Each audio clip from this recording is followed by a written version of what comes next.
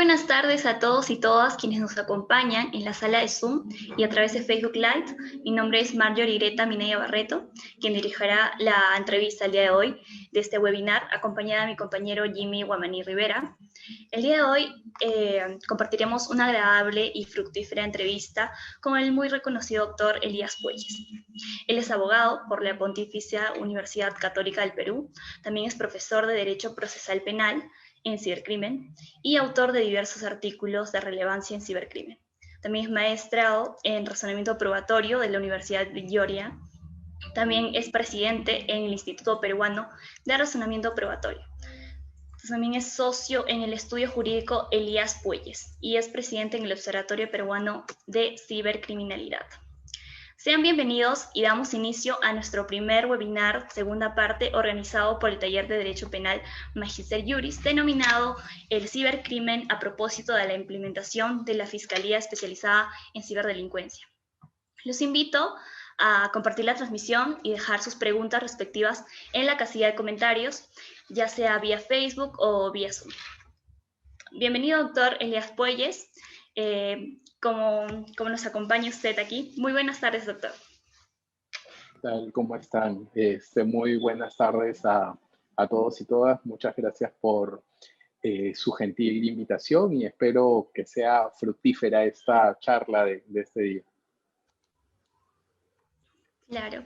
Bienvenido, doctor. Y como el mismo título nos menciona, el cibercrimen y la humanidad especializada en ciberdelincuencia. Hoy abordaremos un tema que es de suma relevancia, ¿no?, para toda la comunidad jurídica en derecho procesal penal, aún más hoy en día que estamos en una era informática o cibernética también. Es así que se generan problemas, ¿no?, o circunstancias del mismo problema cibernético. A todo esto, doctor, a la falta de una definición expresa de los delitos informáticos en la ley 396, ¿qué es lo que entendemos por cibercrimen o delito informático, doctor? Bien. En primer lugar, tendríamos que señalar que no todo delito cometido a través de nuevas tecnologías o entornos digitales configura un ciberdelito. Bien. Por ejemplo, si es que yo les envío un correo electrónico a ustedes diciéndoles que,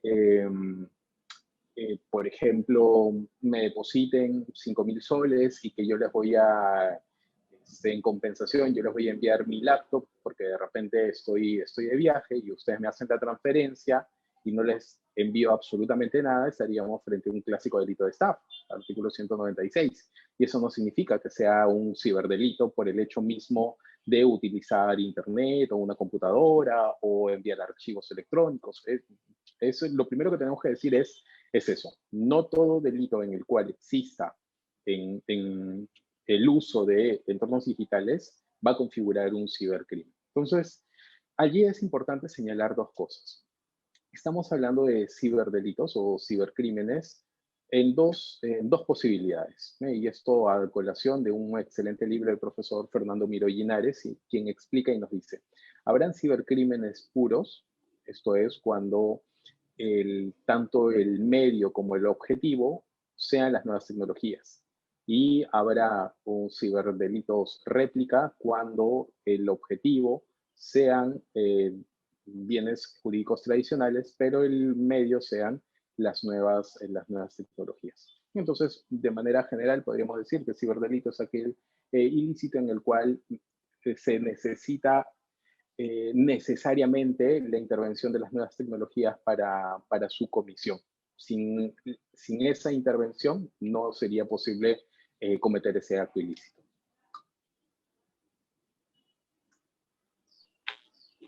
Doctor, muchas gracias. Doctor, muchas gracias por participar de este evento. Desde ya estamos muy agradecidos con usted. Doctor, una pregunta. ¿Quién o quiénes cometen los delitos informáticos, ¿no? Y de darse estos casos, ¿qué bienes jurídicos estarían vulnerando? Bien, en realidad, a ver, ¿quién o quiénes cometen los delitos? Primero tendríamos que decir que son mayores de edad, básicamente porque un menor de edad no podría delinquir, número uno.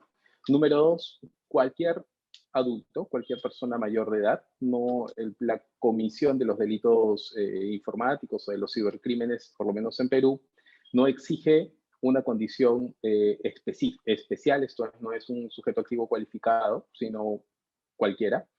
Si es que vamos desde un punto de vista criminológico, podríamos decirlo, en realidad cualquier persona que pueda tener acceso a Internet o a medios digitales puede delinquir utilizándolos. Desde aspectos sumamente sofisticados como la planificación de un ataque de denegación de servicios o, por ejemplo, lavado de activos a través de criptomonedas, hasta una persona de repente que apenas sabe utilizar Facebook y crea una cuenta falsa para suplantar a otra. Entonces, no es que haya algo homogéneo para decir.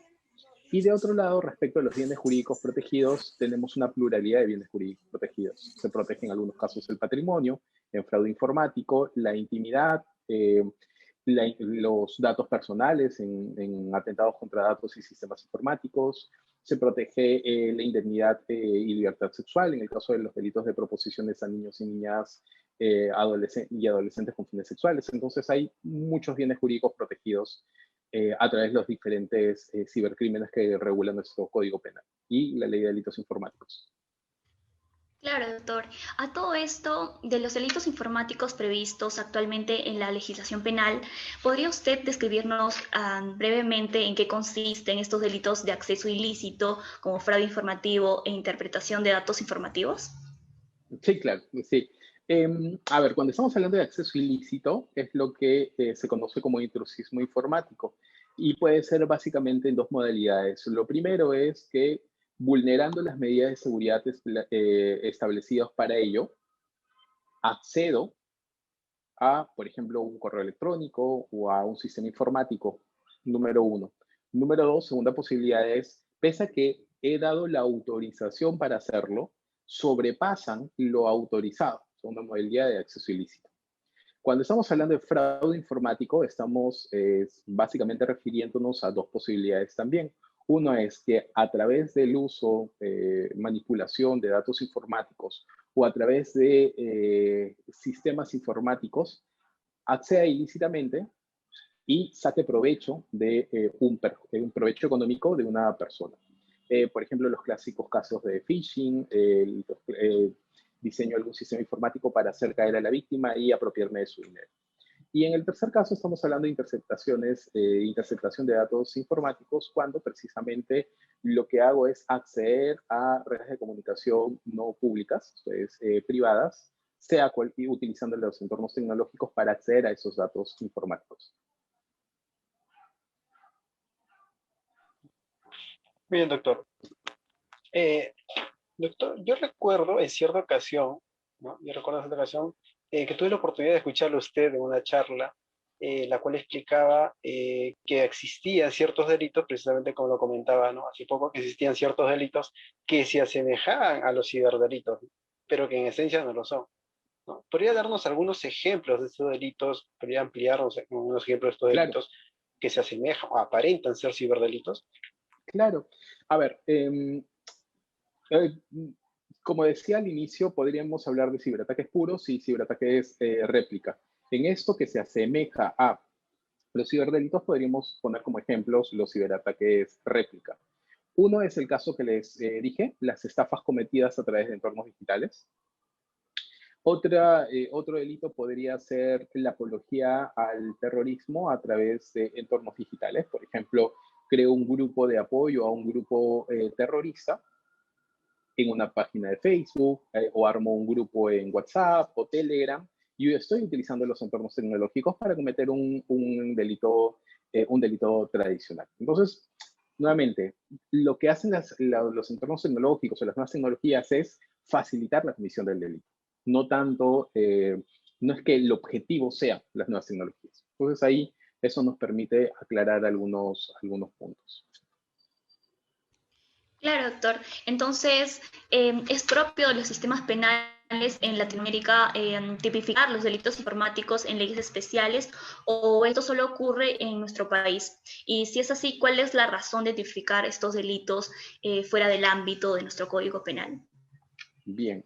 Bueno, en realidad no, en la región no es que hayan leyes penales especiales, como tenemos la ley 30.096, la ley de delitos informáticos. En muchos países modificaron el Código Penal e incorporaron los delitos informáticos al propio Código Penal. En nuestro caso es distinto y a mí me parece que fue una decisión saludable. A ver, si los tuviéramos en el Código Penal, como en algunos otros casos, o si es que lo tenemos en una ley adicional, es un tema de política criminal y política legislativa. A mí particularmente me parece que esta ha sido una versión, era necesario. Y rápidamente, ¿por qué? Porque generalmente asociamos la idea de delitos informáticos a delitos contra el patrimonio. Y esto se debe a que la modificación, la incorporación de los delitos informáticos en los artículos 207A, B y C del Código Penal en el año 2000 se incluyeron en el capítulo de delitos contra el patrimonio. Entonces, luego de eso, durante más de una década, asociamos muchas veces la idea de delito informático a delito contra el patrimonio, y esto no es así. La ley de delitos informáticos me parece que de manera saludable lo que hace es crear capítulos. Estos son delitos contra datos informáticos, estos son contra el patrimonio, estos son contra la fe pública. Entonces, particularmente me parece que ha sido una decisión acertada. De repente más adelante, cuando ya hayamos interiorizado todos los diferentes tipos penales, regresemos con un nuevo código penal, pero no es que sea lo común tipificarlos en leyes especiales.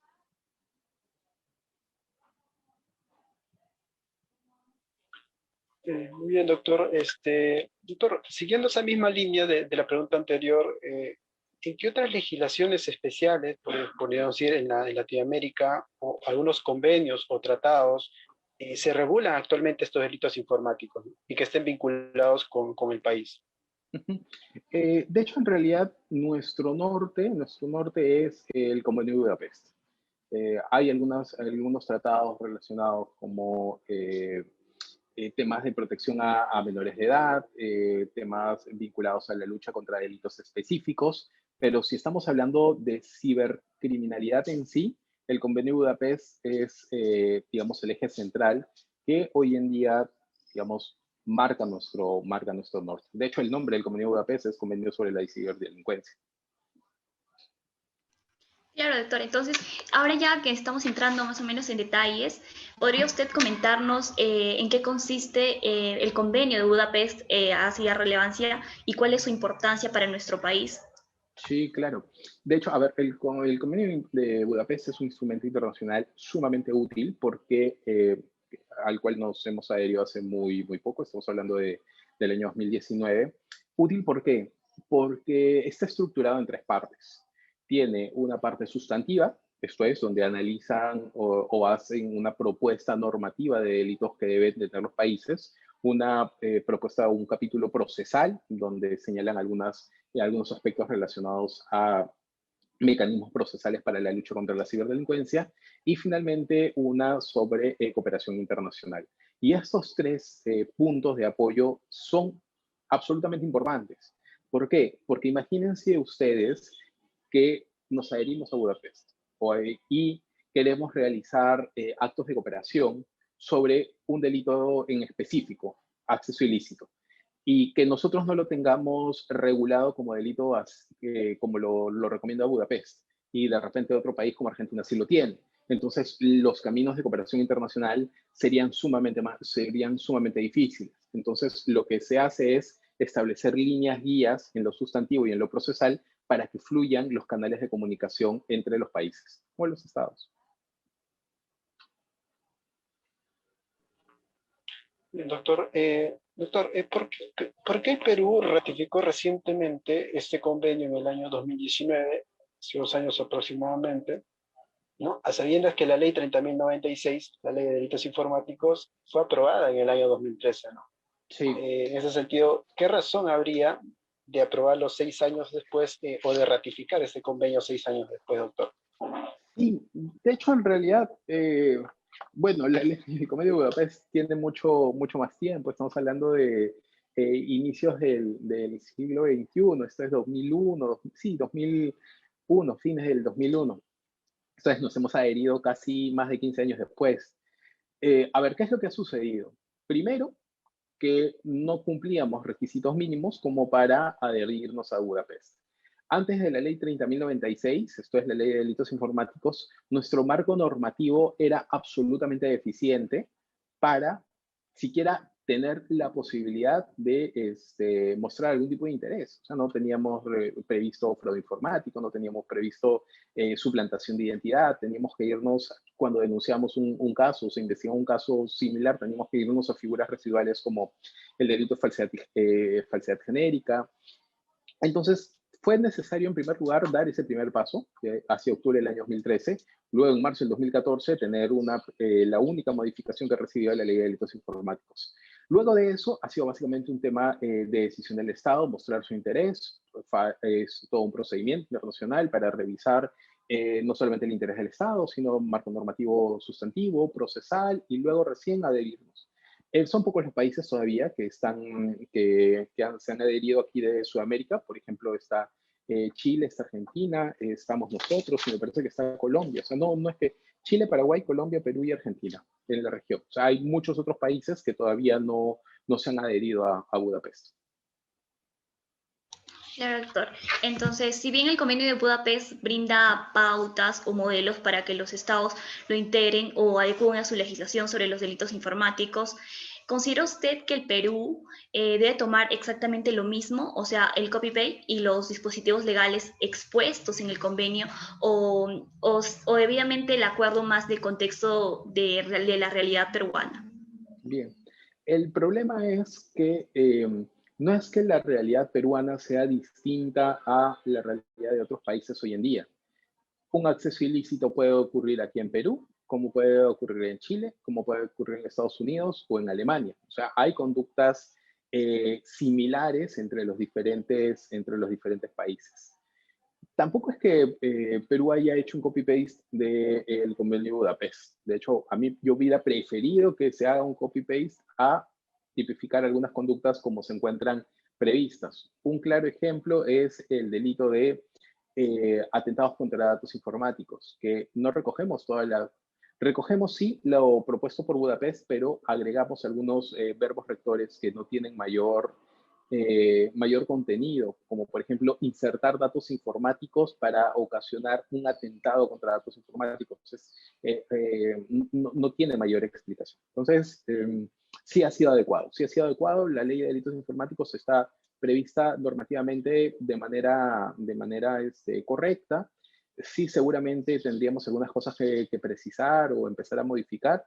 Hacia el año 2020, mediados del año 2020, el BID y OEA emitieron un pronunciamiento, un informe sobre temas de ciberseguridad. Analizaron la legislación sustantiva y procesal de los diferentes países de la región y la nuestra tuvo una calificación de 3/5.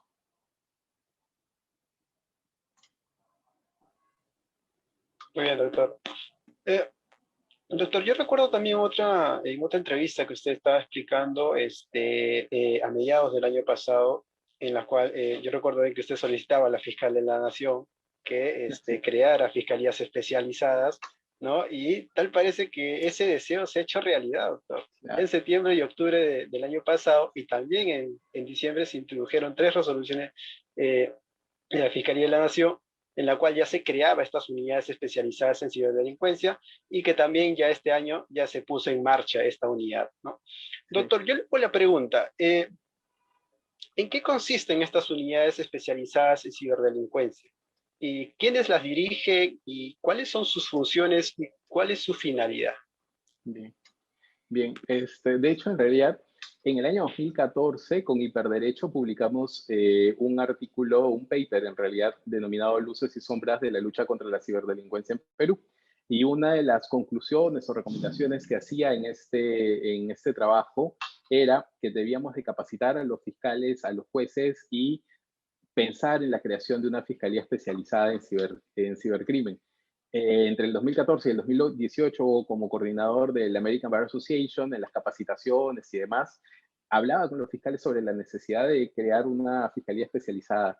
Y luego de eso, como bien señalas, querido Jimmy, prendía mi velita a la fiscal, o en el entonces doctor Pablo Sánchez, para que se ilumine y cree la fiscalía especializada, y finalmente se hizo realidad. Creo que fue una mezcla entre eso y mis deseos de Navidad y cumpleaños que vio la luz las fiscalías especializadas. ¿De qué tratan estas unidades? En realidad, a ver, el Estado, en este caso el Ministerio Público, se encontraba frente a dos posibilidades. La primera era crear fiscalías especializadas en la investigación del cibercrimen, esto es, fiscales que investiguen específicamente eso. Pero el Ministerio Público optó por una salida que a mí me parece también bastante interesante y adecuada, que es crear una unidad especializada que sirva de eje coordinador. Ellos no investigan temas de cibercrimen. Si yo presento una denuncia por suplantación de identidad, lo investiga un fiscal penal común, no un fiscal especializado en cibercrimen. Pero al haber creado estas unidades especializadas, ese fiscal penal común sabe que dentro de su distrito fiscal cuenta con apoyo, por ejemplo, con el fiscal tal, con quien puede coordinar, con quien puede solicitar alguna especie de recomendaciones para investigar este tipo de delitos. Y eso me parece adecuado porque si no nos hubiéramos dado, no creo que hubiera alcanzado el presupuesto para crear tantas unidades especializadas como se requerían. Esto es un desarrollo progresivo, o sea, esto es un aspecto pedagógico progresivo que está haciendo la unidad especializada y me parece que ha sido una muy buena decisión esa, la que han tomado. Es un eje de coordinación básicamente por el momento. Entiendo que progresivamente se analizará y se verá si es que se requieren unidades especializadas en la investigación exclusiva de esos delitos. Pero por el momento estamos marchando bien. Claro, doctor. Entonces, cuando usted señala de un acompañamiento técnico de estas unidades especializadas, ¿no?, a la Fiscalía, ¿se refiere que actuarán como una especie de consultoría y no de actuación práctica en la investigación en delitos informáticos? Sí, correcto, correcto. No es que digamos, Mariori presenta una denuncia por fraude informático, Jimmy presenta una denuncia por suplantación de identidad, yo presento una por atentados contra datos informáticos y todas se van a la única fiscalía especializada en Lima que existiera. No, en realidad cada una se va a una fiscalía penal común, pero los fiscales deben de coordinar o solicitar apoyo para que les orienten a saber cómo investigar. ¿Y por qué esto es importante? Porque esto es importante. Imagínense el Distrito Fiscal de Lima Norte o uno de los distritos donde más denuncias han recibido en Lima es San Isidro. Ok, tendría que crear una fiscalía especializada que investigue los casos que ocurren en San Isidro o en Lima, no nos daríamos abasto.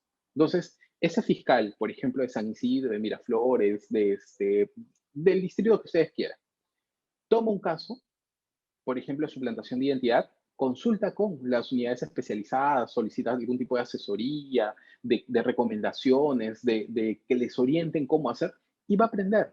Entonces ya recibirá otro caso y no es que cada vez que reciba un caso le va a preguntar, no, sino ya va aprendiendo, ya sabe cuál es la metodología y poco a poco va afinando esas destrezas que se requieren para la investigación.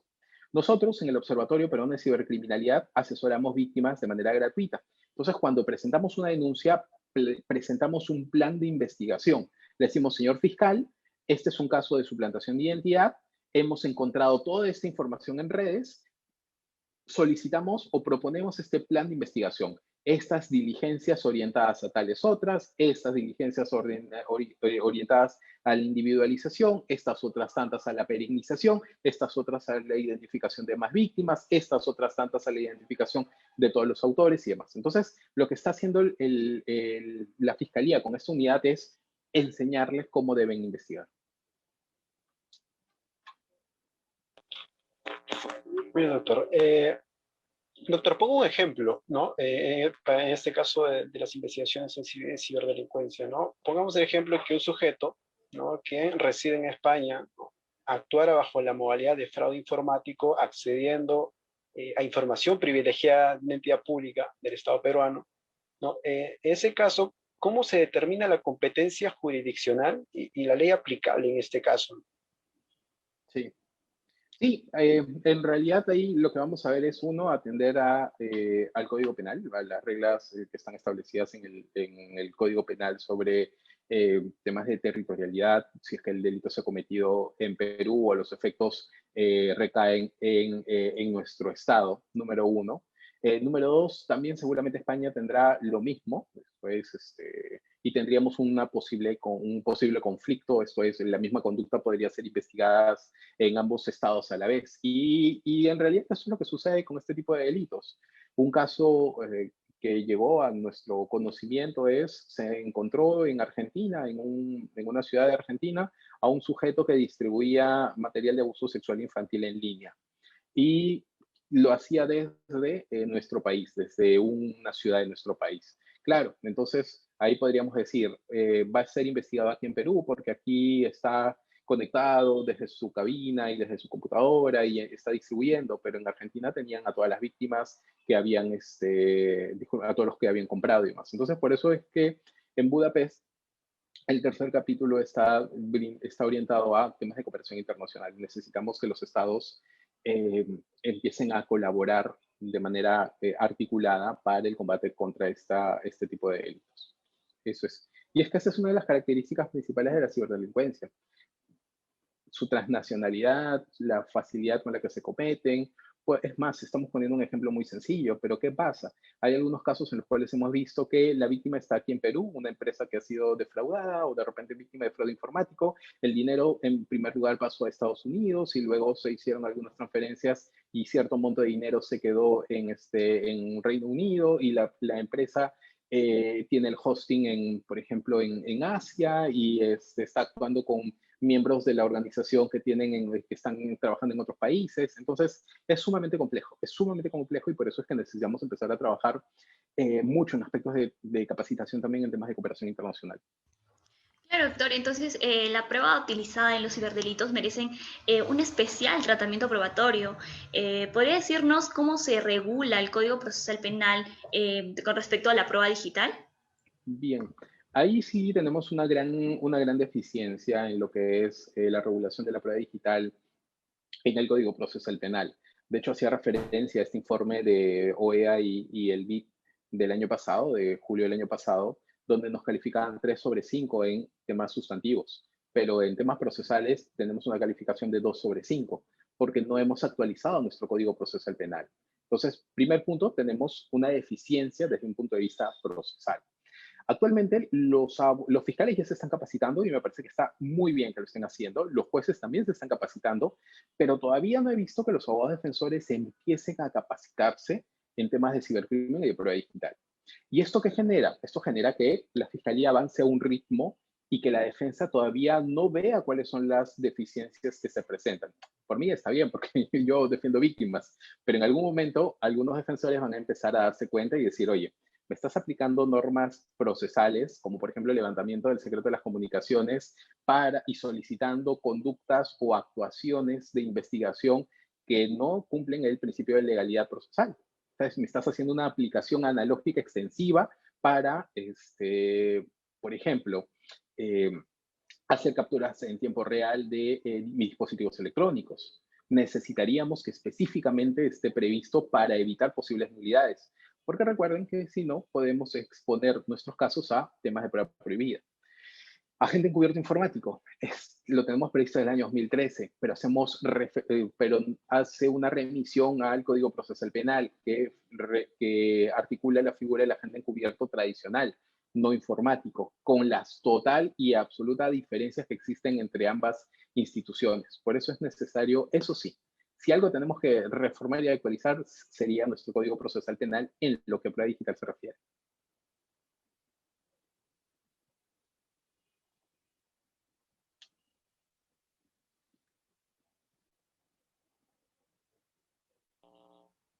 Muy bien, doctor. Doctor, ¿considera que se debe de modificar el Código Procesal Penal respecto a los delitos informáticos? Si es así, ¿qué aspectos considera que deben ser modificados y cómo contribuirían estas modificaciones? Bien, sí, sin duda sí. No en respecto a los delitos informáticos, sino a la obtención de prueba digital de manera general. Miren ustedes que la unidad fiscal de cibercrimen, de manera muy acertada, no solamente hace referencia a que asesorarán a los fiscales que estén investigando cibercrimen, sino también los que estén investigando cualquier delito donde la prueba digital sea fundamental. Y pensemos, por ejemplo, un caso de corrupción de funcionarios. Un caso de corrupción de funcionarios no es un caso de cibercrimen, pero de repente los archivos que estoy buscando como fiscal investigador se encuentran en la nube. Y ahí yo ya de repente no tengo la destreza o la formación especializada para decir, ok, ¿cómo allano la nube? ¿A quién le pido? ¿Cómo lo pido? De repente los archivos están en Dropbox, están en Drive, están en, no sé, en el sistema, en la nube de Apple. Entonces ahí yo ya encuentro deficiencias y por lo tanto veo a mi unidad especializada para que me digan, este es el canal adecuado. ¿Qué necesitamos modificar en el Código Procesal Penal? En general, en las normas procesales, yo les diría, en primer lugar, agente encubierto informático. En segundo lugar, allanamiento de dispositivos electrónicos de manera remota, remote forensic. ¿Qué más necesitamos tener especialmente diseñados? Protocolos del Ministerio Público sobre temas de prueba digital. Esto es cadena de custodia en entornos digitales. Tenemos un manual de evidencia digital en el cual, gracias a Dios, participé. Se me dieron la oportunidad de participar en el prólogo de esto, hecho por un buen amigo, el profesor Martín Nessi. Pero es un manual de evidencia digital. Necesitaríamos un protocolo. Una de las funciones de esta nueva unidad es precisamente emitir estos protocolos. Hoy día vi una noticia de la ONU como una de las unidades que tienen de apoyo a los estados, y está que van a trabajar más de cerca con el Ministerio Público para el diseño de estos protocolos. Está bien, esto es lo que necesitamos. Muy bien, doctor. Muchísimas gracias por las preguntas ya mencionadas. Pasamos a las preguntas del Facebook, que nuestros amigos en la transmisión nos están siguiendo a través del Facebook Live de la página oficial. Nos pregunta nuestra amiga Milla Dong Bin RL. Buenas noches, doctor. Tengo una pregunta sobre la redacción de tipos penales, en específico del delito de suplantación de identidad. Este se enmarca dentro de delitos de falsedad genérica. No obstante, en este tipo de delitos plurifuncionales que vulnera bienes jurídicos, además de la verdad como la identidad misma, del perjudicado, el patrimonio y seguridad. Entonces, a su parecer, ¿este delito no debería ser aclarado posteriormente? Nos pregunta la amiga Minja Bond Pin RL. No entendí muy bien en qué sentido aclarado. De repente creo que nos hace mención sobre la suplantación de identidad según los bienes jurídicos, si es cierto, como la identidad misma del perjudicado, ¿no? Del patrimonio. Okay. A ver, tenemos ahí una gran pregunta. O sea, el título en el cual está el delito de suplantación de identidad, o el título del capítulo lleva como nombre delitos cometidos contra la fe pública. Bien, contra la fe pública, número 1. Número 2, yo les diría, y de hecho en realidad voy a publicar un trabajo sobre el delito de suplantación de identidad en específico. O sea, de hecho, por eso es que varias ideas tengo sobre este delito en especial, tanto desde la parte sustantiva como la parte de investigación. Miren ustedes, ¿qué es lo que pasa? ¿Qué es lo que yo como Estado estoy protegiendo? ¿Estoy protegiendo a la víctima suplantada o estoy protegiendo digamos, el entorno digital en sí? Esto es las comunicaciones y la veracidad de las conversaciones que hay. Imagínense ustedes que alguien crea un perfil falso mío.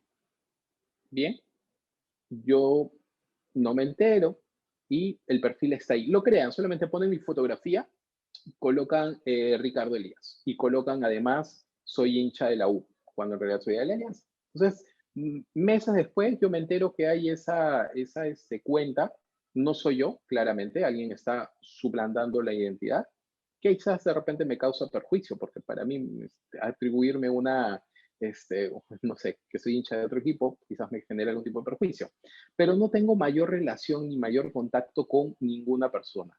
Nadie me agregó, no tengo contactos, no tengo interacciones sociales. Yo tendría que preguntarme allí tendría que el Estado intervenir para sancionar esa conducta. Número 1. Número 2, si yo pensara que el perjudicado discúlpeme, esto está tutelando al perfil perjudicado, al verdadero, Imagínense que contacto a una persona de Italia o de China o de cualquier país y descargo todas sus fotografías y creo un perfil con todas esas fotografías de este italiano y me hago pasar por él aquí. Si en realidad yo lo que quisiera es decir que estoy protegiendo a la víctima, algo que mínimamente tendría que hacer la fiscalía sería individualizar quién es la verdadera víctima, o sea, de quién he tomado para saber si es que le ha causado algún tipo de perjuicio o no. Por eso es que yo creo que en realidad esto tiene que ir que esto va más allá de proteger únicamente a la víctima suplantada. Sin duda va a ser la víctima suplantada sí lo va a hacer, pero creo que este delito, como bien al inicio decían, es pluriofensivo, o sea, protege algo más. Y yo creo que lo que protege, y de hecho por ahí ya mi propuesta es a la interacción en entornos digitales. Esa es la relación que para mí tiene la suplantación de identidad desde desde el punto de vista penal. Y aquí me permito hacer una pregunta adicional. Miren ustedes, tendríamos que preguntarnos qué es identidad en entornos digitales. Porque ahora, sí, Ricardo Elías, una persona ahí un poco gordita por el confinamiento, ven mi rostro, ven mi nombre y mis características físicas y demás. Pero ¿qué pasa si yo creo un avatar en un juego? En un juego que, por ejemplo, en World of Warcraft, tengo un avatar, tengo un personaje creado, tengo una identidad que de repente ni siquiera es hombre, de repente he creado un avatar de mujer o de repente ok, y estos avatars interactúan con otros en ese mundo ficticio. Pero finalmente yo paso tantas horas y tantos días y tantas semanas y tantos meses, incluso hasta invierto comprando colocándole más instrumentos de repente a mi avatar, que para mí esa es una identidad que a mí me representa en ese entorno digital. ¿Y qué pasa si una persona que se genera un avatar similar y entra a la comunidad que yo pertenezco y se hace pasar por mí en ese juego y en esa comunidad? Yo lo que me pregunto, y eso es algo que todavía no he podido desarrollar a profundidad, es si es que en ese entorno también merecería algún tipo de protección, porque ya el TC ha dicho que la identidad no solo es mi nombre y mi rostro, sino yo estoy proyectando una identidad digital en un determinado espacio específico. Entonces ahí es lo que quería comentar. Claro, doctor, en el caso que usted nos menciona, el vía virtual, ya que sabemos que los jóvenes actualmente estamos más metidos, ¿no?, en los videojuegos, identidades, en diferentes aspectos que pueden ser también para nosotros poder interactuar vía tecnológicamente. Entonces, ¿qué pasaría, doctor, en este caso que, por ejemplo, banean al jugador, el que estaba ahí oficialmente, y se asemeja a otro creador con otro avatar similar a el de él y tiene el mismo perfil? ¿Qué sucedería en ese caso si viene alguien y nos pregunta, nos dice qué podemos hacer en ese aspecto? Claro, de hecho en realidad eso me parece sumamente interesante, por eso es una idea que todavía no he terminado de aterrizar. Lo más sencillo es decir, bueno, suplantación de identidad en Facebook porque usaron mis fotos, en LinkedIn, en Twitter y demás, pero me parece algo más complejo de decir, yo como Claro, Estado más a fondo. protegeré, claro, protejo también al perfil que ha creado esta identidad en línea. Yo creo que sí, o sea, yo creo que sí deberíamos tener algún tipo de protección. No sé si la protección penal sea la más adecuada, pero no podemos dejar en desprotección ello porque si no sería darle la espalda a esta otra identidad que puedo tener. Claro, doctor, así es. Disculpen, no solo pensemos en juegos, y tampoco de que son solo los jóvenes como ustedes. Hay algunas otras personas Claro, no tan claro. jóvenes que también tienen. No, pero por ejemplo los foros. O sea, si de repente yo me creo un usuario en un foro para, digamos, transmitir mis ideas y ya las personas me identifican como tal persona en determinado foro. Y otra persona crea un perfil similar con mi nombre y empieza también a interactuar en ese foro. Claro, yo no me llamaré Ricardo Elías ni pondré mi fotografía. De repente pongo un avatar y de repente pongo un nombre, no sé, el Corsario Negro, no sé, algo que me identifique y que me identifique en esa comunidad. Que ya no es un juego, sino es una comunidad en la cual yo participo. Y aparece otra persona y se crea un avatar exactamente igual y empieza a interactuar para hacer creer que es él. Entonces, claro, ¿eso sería una Mm. identidad o no? Claro, doctor, es muy interesante saber un poco más de estos temas, ¿no? Abundar más adelante, tal vez podamos ir abundando un poquito más. Y pues bueno, hay una última pregunta en Facebook, perdón. Nos dice, buenas tardes, mi pregunta sería, ante el confinamiento se han desarrollado nuevas formas de delitos informáticos. ¿Cuál considera usted que son las principales dificultades para la investigación de este tipo de delitos y cuáles serían sus recomendaciones para evitar ser víctima de estos delitos? Claro, doctor. Si bien sabemos, también creo que está circulando en WhatsApp sobre de los bonos, ¿no? El bono universal, el bono familiar que mayormente ha estado dando el Estado. Entonces, ¿qué nos recomendaría respondiendo a la pregunta de nuestra amiga? Bien, a ver, tres, sí, yo le diría que dos delitos son los que más, con más frecuencia se están cometiendo. Uno es ese, el de fraude informático. Esto es, me mandan electrónico, me mandan un mensaje de Facebook diciendo que tengo que darle clic a este enlace porque he ganado un bono, porque de repente hay un préstamo preaprobado, porque de repente me mandan del banco en el cual estoy diciendo que se han reportado consumos no reconocidos y que para que no bloquee mi tarjeta necesito actualizar o entrar a ese enlace. Ya, yo lo que les digo siempre, siempre es no lo hagan. Desconfíen de esos mensajes y desconfíen de esos enlaces. Si yo en realidad no tengo si yo no he participado en un sorteo, ¿por qué me mandarían un mensaje diciendo que he ganado en el sorteo tal o cual? Y hay gente que cae. Dos, si es que yo sí tengo una cuenta en un banco y me mandan un enlace, desconfíen de eso. En vez de entrar en el enlace, llamen al banco y pregunten, oye, he recibido un mensaje, quiero saber si es que en realidad ustedes son quienes me han mandado. Tampoco llamen al número que les digan. Si tiene dudas, llamen. Seguramente también están utilizando estos números como para generar estos fraudes. Algo que también hemos visto, chicos y chicas, es falsas convocatorias de empleos. Y eso es algo muy preocupante. Generan perfiles falsos de empresas en LinkedIn, en Facebook, aprovechando que de repente la empresa no tiene presencia en redes, porque son empresas tradicionales, y hacen convocatorias de empleo y crean correos muy parecidos a las empresas originales y colocan celulares y colocan nombres de personas, dicen contáctese con tal o mande su currículum y tal. Y luego te mandan un mensaje diciendo felicidades, has entrado, estás calificado, tienes que tienes que depositar a tal cuenta 400 o 500 soles porque esto te da derecho a que te hagan tus pruebas psicológicas, médicas, porque vas a trabajar en tal lugar y necesitamos saber, y la gente paga. Entonces, no hagan eso. Si es que ven una convocatoria, vayan a la página oficial, no a la página que está diciendo ahí.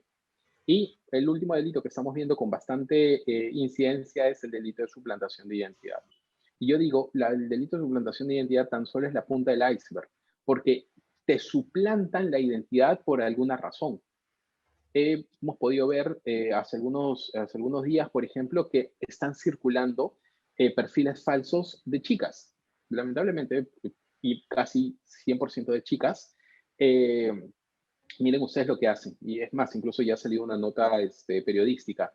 Crean un perfil falso de alguna joven y señalan que tienen cuenta en OnlyFans. Esto es una página en la cual uno se suscribe para tener acceso a material de adulto y demás. Entonces, claro, lo que están haciendo es enganchando, tratando de llevar y conducir a una página distinta utilizando el perfil de otra persona. Entonces, es un mundo el tema de suplantación de identidad y fraudes informáticos, que es lo que más estamos viendo durante esta pandemia. Claro, doctor, muchas gracias. Esas serían todas las preguntas de Facebook. Hay una pregunta en el Zoom. Nos dice nuestro amigo Pablo Rossi, resulta menester para las personas que cometen cibercrímenes realizar los actos usando herramientas como el Deep Web. De ser así, ¿de qué manera puede regular este tipo de contenido, teniendo en cuenta que suele ser considerado una herramienta preferida para robar, ¿no? Información y realizar ataques cibernéticos? Nos pregunta acerca de la Deep Web. Sí, bueno, pero en realidad no es que la Deep Web sea utilizada para cometer delitos. O sea, lamentablemente, todos los entornos digitales, es más, a ver, yo les diría, ¿alguien cree que Facebook ha sido diseñado para cometer delitos? No, en realidad no. Que se cometan delitos a través de ello no significa que hayan sido creados exprofesamente para eso. En el caso de la Deep Web también, imagínense un periodista que está haciendo una investigación sumamente delicada sobre algún gobierno, no el nuestro, en algún gobierno, un estado totalitarista o de repente un estado sumergido en una burbuja de corrupción muy amplia. Y si entro desde mi o correos, de repente, como soy un periodista conocido, dan conmigo y ya saben porque estoy utilizando las páginas indexadas. Pero eso fue una de las razones por las cuales se quedó anonimato la identidad de algunas personas, entre ellas las de periodistas. O de repente, imagínense que una persona tiene algún tipo de orientación sexual que no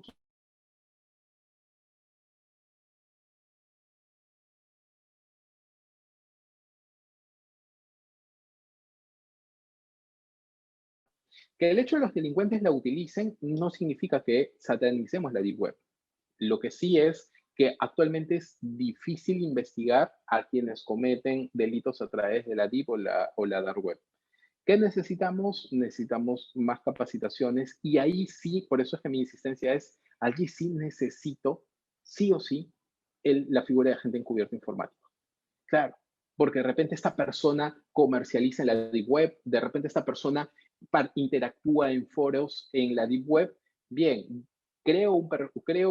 uso la figura del agente encubierto para que se acerque y poder dar con. Entonces, es muy interesante, de hecho, la pregunta que hizo nuestro compañero hacia el final de la Deep Web, porque hay muchos mitos alrededor de ella, pero sí es necesario decirlo. Necesitamos saber qué es y cuán importante para una investigación. Claro, porque hay muchos mitos acerca de la Deep Web, ¿no? Y preguntas también que pueden surgir. Y doctor, hay una última pregunta que nos acaban de hacer por el Zoom. Buenas noches, doctor. Felicitarlo por la entrevista presentada.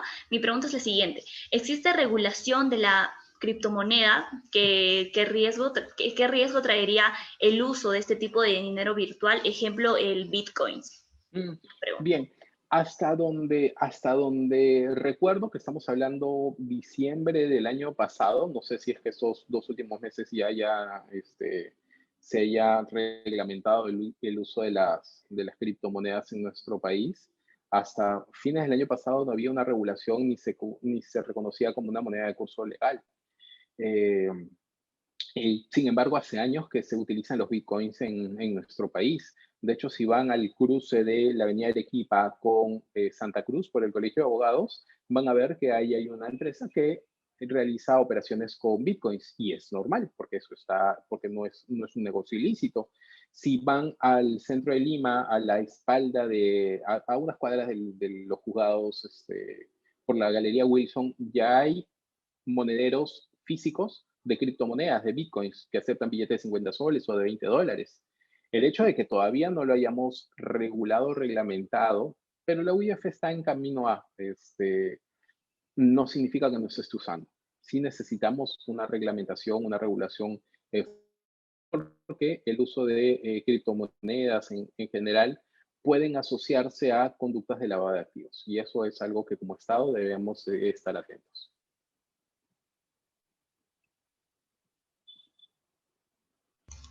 Claro, claro, doctor. Entonces ha probado un uso medio de pago de servicios, ¿cierto? Como el Bitcoin, claro, también. Creo que nuestro amigo Jimmy tiene una pregunta para poder realizarle, doctor. No sé si sería pertinente. Sí, claro. Así es. Muchas gracias. Doctor, una última pregunta para finalizar esta entrevista. Eh, Así como a modo de conclusión, doctor, ¿cómo percibe usted ya la implementación de estas unidades especializadas en cibercrimen y la meta futura, ¿no?, que tendrán los funcionarios como los jueces y fiscales, ¿no?, encargados del desarrollo, pues, de esta metodología? Bien, súper interesante. Yo, número uno, le auguro un éxito. mm, yo creo que esta unidad va a ser exitosa. conozco a las personas que están detrás del proceso de implementación y están detrás de la unidad y el esfuerzo que han puesto en esta unidad, mi reconocimiento total.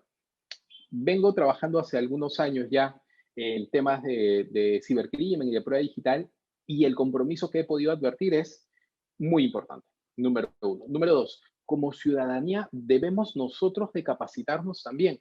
Imagínate Jimmy o imagínate a Marjorie que algún familiar suyo es víctima de algún tipo de cibercrimen. Alguna amiga, algún amigo recibe fotografías íntimas, o de repente lo que hemos visto, que a chicas les mandan videos íntimos o fotografías íntimas de algún sujeto o algún depravado que anda enviando fotos, y por vergüenza y por mal gusto y porque sencillamente nunca lo solicitaron, borran los mensajes. Y la conducta persiste y demás, y siguen borrando. Entonces, luego ya una vez que dicen, voy a denunciar este hecho, denuncian y la fiscalía dice, ok, vamos a ver las imágenes, no, ya borré todo. Entonces, como ciudadanía también necesitamos capacitarnos para decir, yo puedo ayudarte, fiscalía, brindándote los elementos que tú vas a necesitar para dar con el delincuente. Y como tercer paso, aun cuando tengamos una unidad sumamente especializada y sea una buena unidad, no vamos a lograr mayores alcances o mayores progresos si no tenemos un correlato progresivo de jueces. Imagínense que tenemos un fiscal que sabe lo que es por ejemplo, un ransomware, o sabe lo que es un atentado contra sistemas informáticos, o sabe lo que es un allanamiento de la nube, o sabe lo que es un triaje, listo. Pero cuando lo presenta en juicio o cuando solicita las medidas el juez dice, oye, que ni siquiera tengo Facebook y me estás pidiendo que te autorice un allanamiento en la nube, ya necesitamos empezar a capacitar también a nuestros jueces. La Corte Penal Especial sí ha recibido y sí se están capacitando en ello. Yo saludo y destaco la labor que en el año pasado tuvo la doctora Villa Bonilla. Ella realizó 2 cursos de 10 días especializados en temas de prueba digital y de cibercrimen. Entonces ya esos jueces tienen una aproximación y tienen una formación especial en estos temas, pero pensemos en el resto de jueces, de todo el resto del país. Si no hay un correlato de la unidad especializada, es como se dice, va a caer en saco roto. Entonces, el Ministerio Público está haciendo las cosas muy bien. El Poder Judicial tiene que empezar también a no quedarse atrás, porque son finalmente los que van a resolver los casos, o van a sentenciar los casos, disculpen. Eso es, amigos. Claro, doctor. Muchas gracias, doctor, por esta espléndida entrevista el día de hoy sobre el cibercrimen, ¿no? La unidad fiscal especializada en la ciberdelincuencia, que es un tema de mucha importancia y mucha relevancia para toda la comunidad jurídica a través de diversos, a paso del tiempo también, ¿no? Agradecer a todo el público que se ha quedado acompañándonos hasta el final de esta transmisión. Los invito a seguirnos en nuestras redes sociales como Facebook, Instagram y YouTube. Como Taller de Derecho Penal Magister Juris, así nos encuentran en todas nuestras redes sociales. Para que no se pierdan ninguno de nuestros eventos, y muchísimas gracias a todos. Buenas noches, chicos. ¿Algo que decir, Jimmy, o tal vez usted, doctor, para ya despedirnos y cerrar con la transmisión? Sí. Un tema. Pueden seguirnos, somos el Observatorio Peruano de Cibercriminalidad. Estamos en Twitter, estamos en Instagram, estamos en Facebook, estamos en LinkedIn, creo que pronto estaremos en TikTok. Así que ahí nos siguen en nuestras redes sociales. El día de mañana vamos a anunciar los miembros que integrarán el Observatorio Peruano de Cibercriminalidad. Permítanme decirles que estoy sumamente agradecido porque lanzamos una convocatoria para estudiantes y hemos recibido casi 200 postulaciones, no solamente de Perú, de Argentina, de Paraguay, de Chile, de España, así que nosotros estamos muy felices. Creo que el observatorio va a empezar a trabajar con mucha más fuerza este año. Gracias, Marjorie, gracias, Jimmy, y gracias a todos ustedes, el taller de Derecho, por esta oportunidad para compartir algunas reflexiones sobre cibercrimen y prueba digital. Gracias, doctor, y muchos éxitos en sus proyectos, nuevos proyectos. Esperamos que podamos tener otra entrevista más adelante. Muchísimas gracias. Muchas gracias, doctor. Un placer. Nos vemos. Gracias.